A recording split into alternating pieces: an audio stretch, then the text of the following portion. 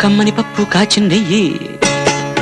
వేడి వేడి అన్నం మీద కమ్మని పప్పు కాచిందెయ్యి పప్పు తప్పడం కలిపి కొట్టడం భోజనం వన భోజనం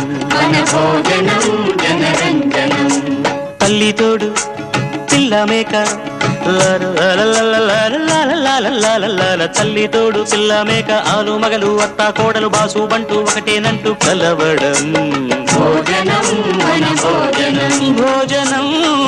వన భోజనం